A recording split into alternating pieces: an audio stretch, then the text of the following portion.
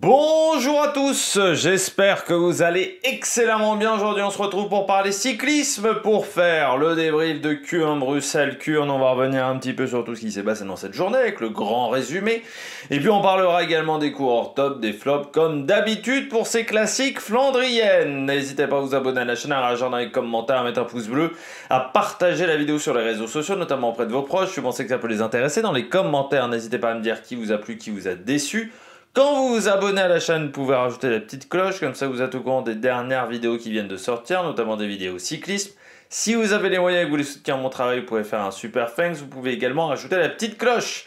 Comme ça vous êtes au courant des dernières vidéos qui sortent, notamment si vous avez raté la vidéo sur la Drôme classique ou demain la vidéo sur le Homeloop féminin. Et puis on parlera également du classement UCI mardi, avec également le trophée Oleguelia. Pour ceux qui veulent savoir un petit peu le programme du début de semaine. Eh bien, on commence tout de suite avec cette vidéo. Vous pouvez faire des super thanks dans les commentaires aussi. Hein. Ça, c'est seulement si vous avez les moyens. Je ne sais plus si je l'ai dit. Et puis, on commence tout de suite avec cette vidéo, ce Kuurne, Bruxelles, Kuurne. Alors, la deuxième monture de ce week-end d'ouverture, la deuxième épreuve de ce week-end d'ouverture avec Kuurne, Bruxelles, Kuurne. Souvent une épreuve, on court un petit peu à réaction, c'est-à-dire qu'on s'est raté sur la première course, on va essayer de récupérer sur la deuxième. C'est le Samin mardi en plus, je dis une connerie. C'est Oleguelia, c'est mercredi, c'est Samin mardi. Mais oui, on essaye de courir un petit peu parfois à réaction, ce qui a été énormément le cas cette année. C'est-à-dire les équipes qui sont plantées hier avaient envie de bien faire aujourd'hui.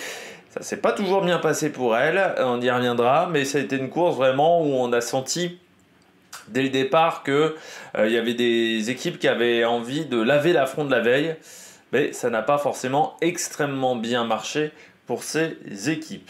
Allez, on commence tout de suite avec le résumé du jour et ça a commencé assez vite par une première attaque mais qui n'était pas la bonne, échappée avec Kopecky et Van Oteghen du côté de la Wagner, Bazin, Kopecky du côté de la Unibet. Et puis quelques kilomètres après, on avait 7 attaquants qui étaient repris, puis 6 coureurs qui tentaient également leur chance, mais qui étaient également repris. Il a fallu attendre en fait 151 km de l'arrivée pour voir la bonne échappée partir, avec à l'intérieur de celle-ci Dries de Bond du côté de la G2R, Oub Hartz, le jeune coureur de l'Intermarché qui avait été performant notamment à Liège-Bastogne-Liège, chez les Espoirs, Van Hoff du côté de la Flanders baloise, Merofer pour la Tudor, Kopecky du côté de la Unibet, donc qui avait été le premier attaquant de la journée, Cyriel Dezal et Van Petegem du côté de la Wagner.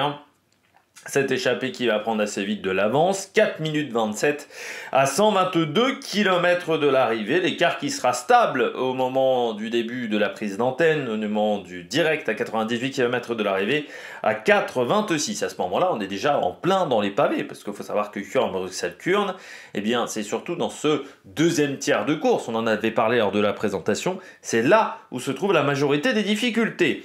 On a ensuite quelques attaques, notamment une attaque de Lewis Husky dans un secteur, le hameau de Papin, le hameau des Papins qui est l'un des secteurs un petit peu les plus durs de cette course. Lewis Husky, au même moment vous avez Jan Tratnik qui chute. Alors entre hier le problème mécanique et aujourd'hui la chute de Jan Tratnik, on ne peut pas dire qu'il ait été vraiment en grande réussite sur ce week-end d'ouverture contrairement à l'an dernier. Et puis c'était au même moment, on voyait Søren Varechkold qui était lâché. Le contre-coup de la veille, forcément, il a eu une grosse victoire. C'est pas toujours simple à encaisser. On voit que c'est parfois compliqué d'encaisser une grosse victoire. En plus, en Norvège, c'était une grosse épreuve, je pense, pour les Norvégiens. Ça a peut-être fait la une de la presse. Donc, il faut encaisser ça. Peut-être beaucoup de sollicitations. Ça n'a pas été facile à gérer du côté de Varechkold. Il y a également Timo Källich qui a essayé d'attaquer du côté de ce hameau des Papins. À 95 km de l'arrivée, eh bien, nous avons 3 minutes 21 d'avance pour les échappés par rapport au peloton. Et puis, avec Lewis Husky et Timo Källich, eh bien, on a Jonathan Narvaez qui tente sa chance également. Donc, un petit groupe de poursuite. À 90 km de l'arrivée, l'échappée à 2 minutes 45 sur ce trio et 3 minutes 26 sur le peloton. peloton, pardon, à 89 km de l'arrivée. Ce groupe de 3 n'est plus qu'un groupe de 2, car Timo Kedic crève. Au même moment, Pickrell a un problème mécanique, et à ce moment-là, c'est la Visma qui roule avec la Lidl Trek. On attaque, on était dans le Bourliquet à ce moment-là, quand la Visma roule avec la Lidl Trek et essaye de faire la différence. Dans le Mont-Saint-Laurent, à 84 km de l'arrivée, eh bien, Lewis Husky est lâché, notamment, et dans ce groupe de chasse. Et on a ensuite pas mal d'attaques, notamment de Wolf. On a également Abrahamson. Changement de vélo pour Jordi Meeus également. Avec Oyer Lascano qui va être obligé de rechanger de vélo une deuxième fois parce qu'en fait c'est Lascano qui a prêté le vélo à Meeus, sauf que Meeus, il n'y avait pas vraiment un vélo avec ses côtes. Et puis à 75 km de l'arrivée, il n'y a plus qu'une minute 37 d'avance. On arrive dans Othon à 72 km de l'arrivée, attaque de Van Aert, attaque de Bissegger, les deux hommes qui vont se retrouver à 40 secondes. On aura ensuite derrière beaucoup d'attaques. Et le groupe Bissegger-Willems qui va rejoindre l'échappée numéro 1 à 58 km de l'arrivée. Derrière, on a une attaque de Roger Adria avec Van Aert. Mais les deux hommes n'arriveront pas à s'entendre et seront repris par le peloton. Alors qu'ils ne sont ils vont buter à 19 secondes des échappés. Pendant ce temps-là, l'écart reste stable, on est aux alentours des 30 secondes. Pendant une bonne vingtaine de kilomètres, avec l'impulsion de la Quick-Step qui roule, de la Lidl Trek, pas mal de formations qui vont faire le job. Willems qui va tenter sa chance dans l'échappée de tête à 34 km de l'arrivée, mais ça sonne déjà le glas de ce groupe de devant qui sera repris à une quinzaine de kilomètres de l'arrivée. Le final sera marqué par une énorme chute de Govkar, le coureur de la Bahreïn, qui va en fait frapper un panneau d'interdiction de stationner. En Belgique, on a souvent ça. Vous avez des petits panneaux comme ça, on a ça aussi en France, de petits panneaux d'interdiction de stationner. Vous savez, vous avez l'arrêté préfectoral qui est marqué dessus. En France, vous avez l'arrêté préfectoral notamment qui est marqué sur le panneau, qui dit qu'il y a un événement ou qu'il y a des gens qui vont, par exemple, déménager ou ce genre de choses. Et vous avez un petit panneau sur le sol. Ce panneau-là, c'est toujours assez difficile de savoir est-ce qu'il aurait fallu l'enlever ou pas l'enlever, parce que tu te dis, il faut l'enlever en termes de sécurité, oui, mais est-ce que ça aurait pas incité les coureurs à partir encore plus au large et ensuite potentiellement frapper le trottoir? Est-ce que ce panneau-là n'a pas un peu bloqué, on va dire, l'accès supplémentaire à la route? Ça, c'est une question qu'on peut se poser, mais moi, j'ai pas vraiment la réponse de savoir est-ce que c'était une bonne chose de retirer le panneau ou de laisser le panneau, parce que je me dis, si on retire le panneau, est-ce qu'on n'aurait pas eu également des coureurs qui seraient allés plus au large et qui auraient frappé un danger, et puis la chute n'est pas due au panneau. En fait, le panneau a surtout fait arrêt buffet. C'est surtout Govkar en fait qui a tapé son coéquipier. Alors, est-ce que c'est dû à une crevaison qui a fait déjanter le pneu, ou est-ce que le pneu a déjanté suite à ce contact avec son adversaire, ce qui fait que le vélo a pris un angle démesuré, c'est-à-dire que l'arrière est vraiment parti d'un coup, ce qui fait que cet angle-là, ça a mis trop de charge dans le pneu qui a déjanté. Ça, c'est difficile à dire également du côté de l'incident de Govkar. Nous sommes dans les 3 derniers kilomètres. À ce moment-là, vous avez la Visma qui fait un gros job. Dans un premier temps, la EF, sauf que la EF est trop tôt devant. Puis la Visma qui va faire un gros travail, mais qui va se faire remonter à la toute dernière minute par un timing exceptionnel de la Alpecin, qui va pouvoir emmener parfaitement Philipsen, qui va donc pouvoir s'imposer, car il ne sera jamais remonté par Olaf Koy, qui prend la deuxième place. Troisième, Hofstetter, qui fait un très bon sprint, un petit peu dans le vent. Allez, on regarde tout de suite les coureurs au top. Attaque de Marlou! Du côté des coureurs au top, c'est vrai que je suis pas revenu trop sur le scénario de la course, au final. On a attaqué très vite le résumé. Au final, on a eu un résumé très similaire à hier, c'est-à-dire avec une échappée qui est restée très longtemps devant, qui au final a été reprise assez tôt quand même, tôt pour une classique comme ça quand même. On n'avait plus de coureurs devant, on s'est retrouvé avec un peloton complet comme la veille, assez loin de l'arrivée. Et on n'a pas réussi à faire de différence. Encore une fois, le vent n'était pas forcément du bon côté sur les portions pavées pour réussir à faire la différence. On a peut-être aussi manqué un petit peu d'envie ou un petit peu de cohésion dans certaines formations. Allez, on commence tout de suite avec Jasper Philipsen. Là, il y a eu de la cohésion d'équipe. Alors, il peut dire merci à sa formation. Ils ont été parfaits. En fait, ils ont choisi pile le bon moment pour se ramener devant. À Kuurne, vous avez cette longue ligne droite. On en avait parlé un petit peu lors de la présentation du circuit final. Vous avez cette longue ligne droite qui vous emmène dans ce dernier virage qui est à peu près à 800 mètres de l'arrivée. Alors, j'avais plus souvenir qu'il y avait un terre-plein central, mais il y a ce virage. Il faut se pointer pile avant le virage. C'est-à-dire que si tu es trop tôt devant, tu vas te faire enfermer, tu vas complètement disparaître après. Parce que comme il y a une longue ligne droite, c'est une succession de vagues pendant 3 bornes quasiment. Parce que pendant 3 bornes, on ne change pas de direction. Donc, il faut être devant, mais pile au dernier moment. Cofidis a failli y arriver, sauf qu'ils ont perdu Fretin. Donc, Alpecin a réussi. Surtout qu'Alpecin a complètement enfermé la Visma Leasebike. Ils ont très très bien joué le coup. Et ensuite, il n'y avait pas grand-chose à faire pour aller chercher Philipsen. Ça reste Jasper Philipsen. Là, il n'y avait pas forcément les mecs pour le battre. Et surtout, à la fois Milan, à la fois Merlier sont très mal emmenés. Donc, au bout d'un moment, ça reste quand même Jasper Philipsen face à eux. Même s'il a du mal, on va dire, à la régulière. Mais là, en ayant un petit coup d'avance sur ces deux-là, c'est sûr que c'est un petit peu plus facile du côté de ce coureur. Mais oui, ils ont été très très bons. Alors je comprends pas pourquoi. L'UCI, des fois, là je viens de voir le classement mis à jour. Caden Groves donc a été déclassé. Ça va pas changer grand chose. Il va peut-être se prendre un carton jaune. L'UCI, parce qu'il a célébré sur la ligne d'arrivée. Alors, entre la Drôme classique où ils ont mis, l'Ardèche classique où ils ont mis un carton jaune à la moto, alors que c'est pas la moto qu'il fallait foutre un carton jaune. La moto, elle était pas dangereuse à ce moment-là. Et là, le carton jaune qu'ils mettent à Caden Groves parce qu'il célèbre sur la ligne d'arrivée. Ouais, c'est du niveau de la FIA qui fout des amendes aux mecs qui disent fuck en interview. Hein. C'est un peu du même niveau, mais bon. C'est pas un compliment de ma bouche quand je parle de la FIA. Donc non, c'est c'est stupide d'avoir foutu un carton jaune à Groves. Je trouve que les célébrations sur la ligne d'arrivée, il n'y a jamais eu une chute en plus avec cette situation-là. Il n'y a jamais eu une chute, il n'y a jamais un mec qui s'est vraiment plaint.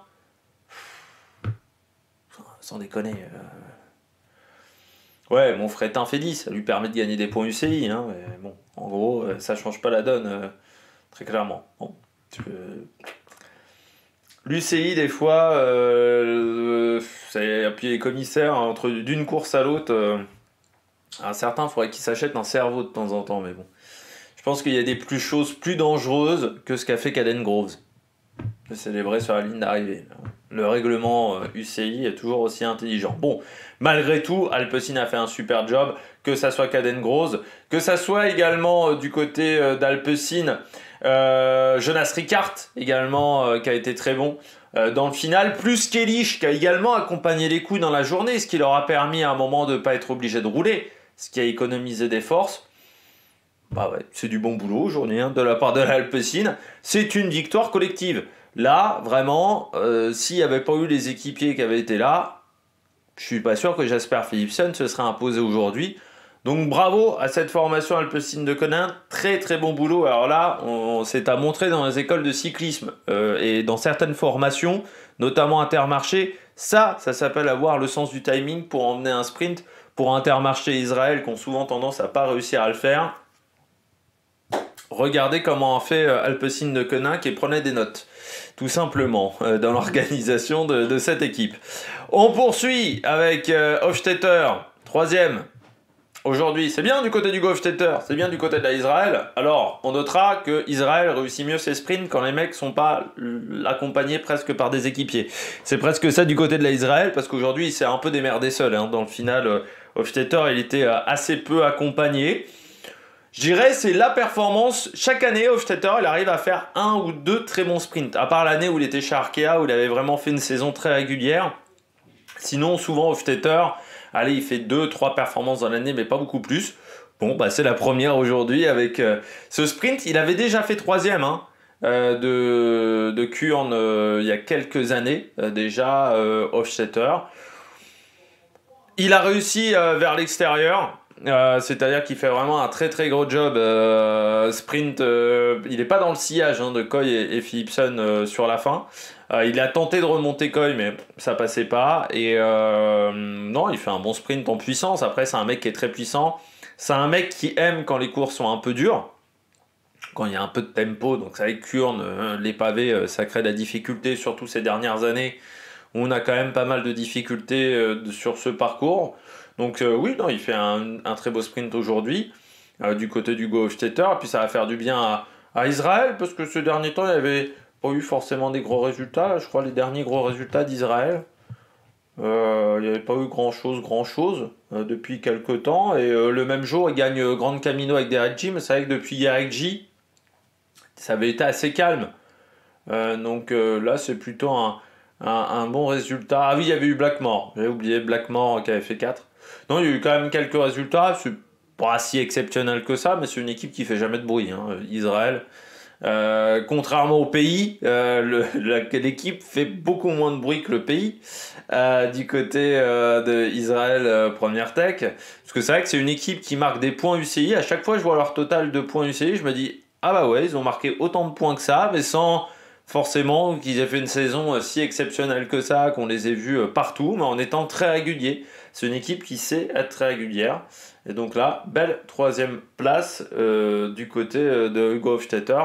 C'est un résultat aussi qui va faire du bien aux Français, parce qu'on ne peut pas dire véritablement que sa saison l'an dernier était fantastique par rapport à ce qu'il avait fait chez Arkea, notamment lors de sa première année, où il avait été excellent en 2022, il avait été super régulier. C'est vrai qu'ensuite ça a été moins bien du côté d'Hofstetter, qui a seulement 3 victoires chez les pros. Pour un coureur qui pourtant a déjà 31 ans. C'est un coureur qui a souvent eu des places d'honneur, mais pas forcément la win. Parce que je pense que lui, il doit avoir beaucoup de podiums dans sa carrière. Ça sera à regarder. Si vous pouvez avoir la statistique du nombre de podiums qu'a Hugo Hofstetter, ça doit être assez énorme, je pense. C'est un coureur qui est souvent sur le podium, mais rarement il a la gagne. Mais pas mauvais aujourd'hui. Voilà. On le verra sur le Samin, où il a déjà fait 2 fois 2e, le Samin. Donc peut-être la passe de 3, peut-être enfin la victoire peut-être une 2e victoire, parce qu'il avait déjà gagné le Samin en 2020. Donc on suivra ce que ça donnera sur cette épreuve. Oui, c'est la 2e fois qu'il fait 3e. Parce qu'il l'avait déjà fait en 2022. J'ai bien la confirmation de ce résultat sur sa page Pro Cycling Stat. On poursuit. Avant Olaf Koy, Jonathan Milan. Non, juste un point Jonathan Milan. Il fait 6 aujourd'hui, Jonathan Milan. Mais regardez la gueule de son sprint. Réussir à faire 6 dans ces conditions-là, waouh! Parce qu'il est emmené super mal. Alors Vacek, autant hier il avait été bon, autant pour emmener un mec pour un sprint, c'est pas ça. Faut pas le reprendre, poisson pilote Vacek, parce qu'il n'a vraiment pas trouvé la solution dans le peloton et dans la boule. Alors Milan, il part de tellement loin, il a tellement bouffé de vent. Alors je sais bien que c'était vent de dos, mais quand même, dans les 800 derniers mètres, il est quasiment jamais dans le sillage des autres coureurs. Il est toujours en décalage. Réussir à faire 6, ça montre la forme qu'il a, Jonathan Milan. Et ça montre surtout qu'il est un peu au-dessus du lot en ce moment. Parce que réussir à faire 6, alors que vous êtes au-delà de la 20e place, à 1,5 km de l'arrivée, que vous êtes super mal placé, même encore au niveau du virage, que vous êtes complètement enfermé, que vous devez faire un énorme effort à la sortie du virage pour vous replacer complètement à l'extérieur sur la gauche, alors que vous êtes un peu dans le vent. Bah ouais, non, costaud Jonathan Milan. Ce qui fait un résultat quand même pour la Lidl Trek, même si sur ce week-end d'ouverture, on aura vu les maillots de la Lidl Trek, on n'aura pas forcément eu les résultats en adéquation avec les efforts qui auront été fournis par les équipiers, et puis donc je termine par Olaf Koy. Pas grand chose à se reprocher aujourd'hui, Olaf Koy. Enfin, vraiment, il a fait le job correctement. Il est tombé sur une équipe qui a juste tout fait à la perfection. C'est-à-dire que face à lui, l'Alpecin a tout fait à la perfection. Il n'y a pas grand chose à dire. Voilà. Ils ont fait le job à la perfection. Et eux, ils ont fait du bon boulot. Hein. Mais en face, c'était plus fort. Pourtant, t'as Van Aert, il fait un bon job pour Olaf Koy. L'équipe l'a bien entouré dans le final. À un moment, il y avait encore 4-5 mecs autour de lui, vraiment à 2 km et demi de l'arrivée, un truc comme ça, quand on voit la vue d'hélicoptère.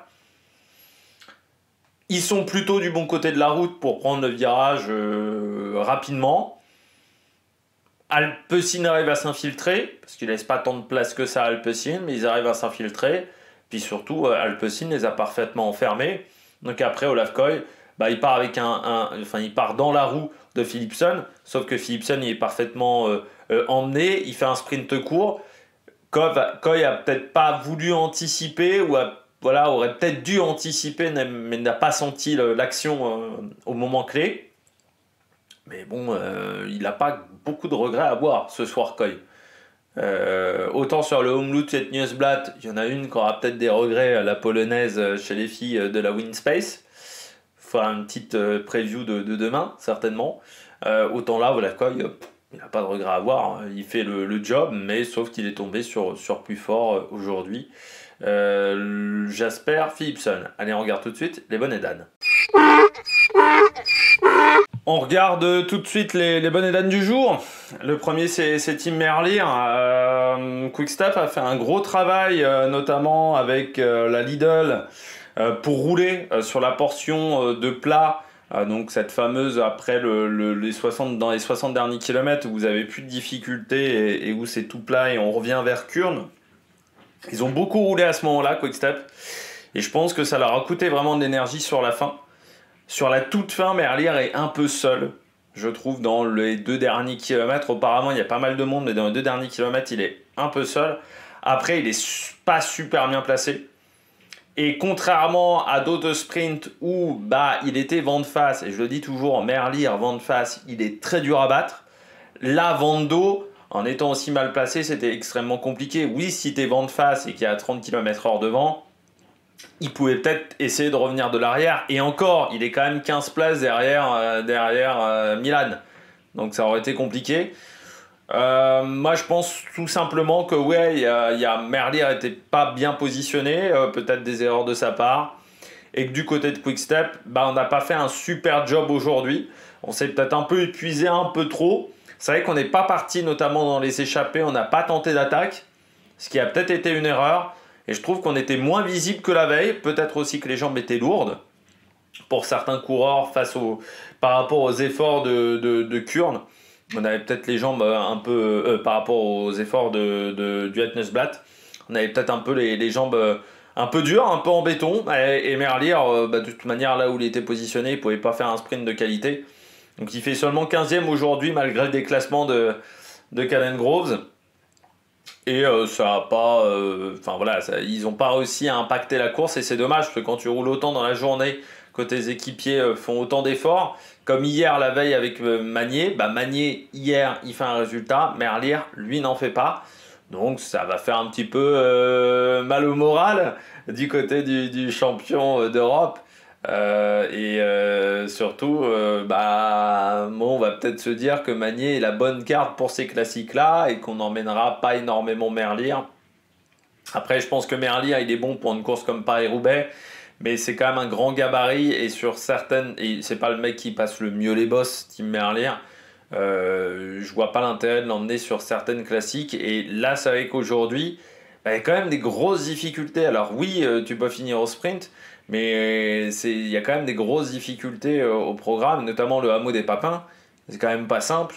Je sais pas si Merlier était la bonne option aujourd'hui.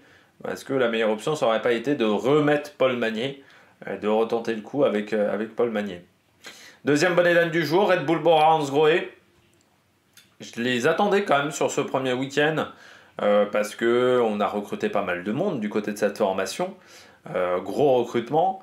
Qu'on a un Jordi Meus qui est en forme, qu'on a récupéré Tratnik, les Van Dijk, Lascano. Donc on a quand même une formation Pitti qui n'était pas au départ, je crois me rappeler, si je ne me trompe pas, mais on a quand même une formation au départ qui a de la gueule du côté de la Red Bull Bora. Et en termes de résultats, pourtant, il n'y a pas eu grand-chose. Alors on a vu beaucoup Roger Adria, qui n'a pas pris de relais, avec Van Aert. Moi, j'aurais quand même tenté le coup. Pourquoi ? Roger Adria. Certains vont dire, oui, il y a Jordi Meus derrière. Oui, mais Jordi Meus avait changé de vélo. Et là, le changement de vélo a coûté beaucoup de temps, surtout qu'à un moment, il s'est retrouvé dans un 3e peloton, quand il y avait des cassures entre 2 secteurs pavés. Donc, il était très loin. Donc, il a fait beaucoup d'efforts. Je ne suis pas sûr qu'il était extrêmement frais, pour tout vous dire. Donc, pour moi, j'aurais fait rouler Roger Adria avec Van Aert, ce qui aurait peut-être énervé d'autres équipes, ce qui aurait consommé de l'énergie peut-être à d'autres formations. Mais j'aurais tenté le coup, parce que pour moi, Jordi Meus, à ce moment-là de la course, n'était déjà plus le favori numéro 1, ne faisait plus partie des favoris numéro 1 à partir du moment où il a énormément souffert physiquement. Ce qui leur coûte la journée, en fait, encore une fois, c'est des problèmes mécaniques. Que ça soit Tratnik qui tombe, qui se fait mettre un peu hors jeu. Alors, j'ai pas vu par quel coureur, mais s'est retrouvé dans l'herbe et il a fait un soleil dans le fossé. Et Jordi Meus, alors c'est plutôt bien géré, hein, encore une fois, le changement avec Lascano qui passe son vélo à Jordi Meus. Mais forcément, Meus il est tellement grand que Lascano c'est un petit gabarit en dessous. Et ensuite, il a quand même fallu rechanger de vélo, mais ça a été mieux fait qu'hier Arnaud Delis. Cette situation-là a été mieux gérée, mais ça lui a quand même coûté de l'énergie. Sur une épreuve comme ça, on jouait quand même Jordi Meus aujourd'hui, mais je pense qu'on aurait pu faire différemment. Et puis je trouve qu'on a... Alors c'est vrai que le maillot est pas très reconnaissable, hein, le maillot de la Red Bull de temps en temps. Des fois on a un peu du mal à le voir avec le maillot de la Movistar. Mais pour moi, ils n'étaient pas du tout là dans le final, hein, non plus. C'est-à-dire qu'on a vu les Van Dijk à un moment rouler, assez loin de l'arrivée même, hein, ils roulaient à plus de 90 bornes de l'arrivée, au moment de la prise d'antenne. Ça aurait peut-être été plus intéressant de les utiliser sur la fin. À ce moment-là, il fallait plutôt utiliser Ryan Mullen, peut-être utiliser un des Van Dijk, mais pas les deux. Et là je pense que ça a été une erreur. Et puis c'est vrai qu'il te manque Tratnik dans le final. Roger Adria, il était plus très frais non plus. Lascano, il n'était pas là à cause du changement de vélo. Donc oui, Jordi Meus a peut-être manqué un petit peu de main d'œuvre. Malgré tout, ils ont été invisibles. Et c'est dommageable parce que je m'attendais quand même à ce qu'il y ait un résultat sur ces 2 premiers jours de compétition avec cette équipe-là au départ. Et on revient un petit peu fanny de ce week-end d'ouverture du côté de la Red Bull Bora-Hansgrohe. Donc un petit peu dommageable. Après, c'est quand même une équipe qui a tendance à avoir des très bons coureurs. Parfois, c'est un peu compliqué pour eux de savoir correctement les utiliser. C'est un domaine dans lequel ils doivent progresser. Je pense qu'ils n'ont pas encore un staff tip-top par rapport à ce que fait la Visma, par rapport à ce que fait UAE. Je pense que le staff de la Red Bull Bora-Hansgrohe, il y aurait encore des choses à travailler là-dessus. Il y a peut-être des personnes qu'il faudrait recruter pour améliorer le staff de cette formation. Et puis, on passe à la UAE. On a senti de l'envie du côté de la UAE, mais c'était encore trop brouillon du côté de cette formation. Oui, il y avait de l'envie par rapport à la veille. La veille, ils sont complètement passés à côté, donc il y avait de l'envie. On a vu Wellens, on a vu Narvaez, mais on revient toujours au même problème par rapport à hier. Collectivement, on est passé à côté. Certes, vous avez des coureurs qui ont de l'envie, mais c'était surtout la force collective de la UAE qu'on voulait voir. On ne l'a encore pas vu. On a vu 2 individualités aujourd'hui. On a vu Narvaez, on a vu Tim Wellens. Il y a eu 2 individualités. Narvaez, pour moi, c'était pas à lui d'attaquer à 80 bornes de l'arrivée. En gros, c'était... Enfin, à plus de 80 bornes de l'arrivée. 90 bornes de l'arrivée, c'était pas à lui d'attaquer. C'était à d'autres de le faire. Vermeersch, Polit, oui, mais pas un mec qui a une pointe de vitesse. Pour moi, il fallait garder Tim Willems et Narvaez au chaud. Et c'était un Runergot ou un Polit. Mais pas Narvaez à ce moment-là. Parce que forcément, pour moi, c'est une mauvaise idée. Et moi, j'aurais voulu voir surtout une force collective. Un peloton emmené à un super rythme. Ce qui n'a jamais été le cas. UAE n'a quasiment jamais emmené le peloton. Or, c'est ce qu'on attendait. Comme hier, ils n'ont pas le sprinter le plus rapide. Donc, il fallait faire péter le peloton. Fallait que les sprinters, ils soient à 10 minutes.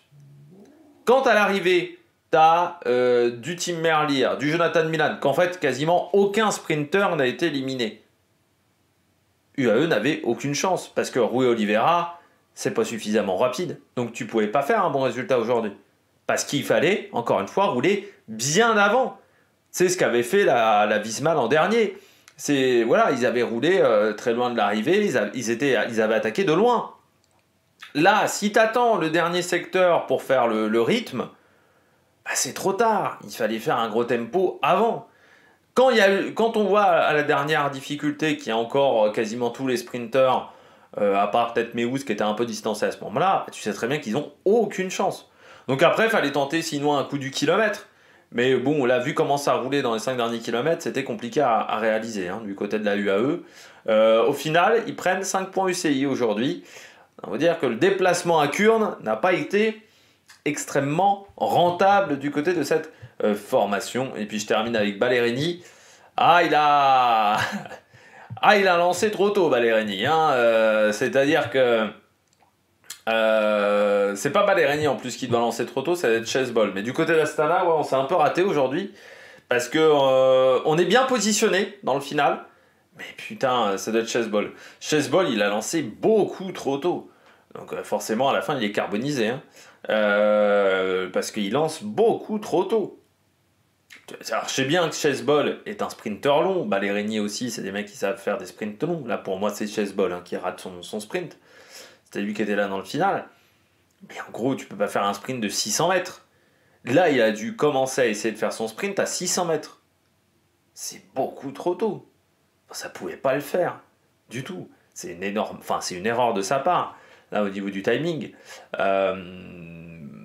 Parce que normalement, tu dois faire beaucoup mieux. Et là, Chessball, il est quand même dans une situation qui n'est pas évidente chez Astana.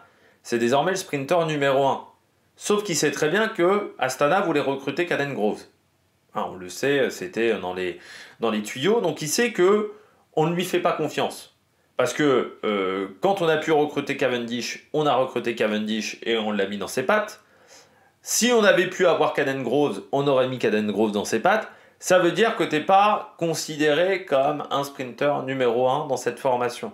Donc déjà, tu sais que tu es sous pression. Tu sais qu'on attend de toi des trucs, des résultats, et qu'on ne croit pas en toi. C'est sûr que c'est pas facile à gérer. Mais c'est pas en faisant ce genre de sprint, ce genre d'erreur, que tu vas réussir à faire un bon résultat.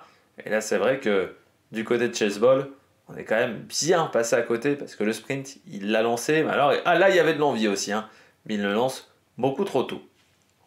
Bon, j'espère que vous avez aimé cette vidéo. N'hésitez pas à vous abonner à la chaîne, à réagir dans les commentaires, à mettre un pouce bleu. Demain, Omloop féminin.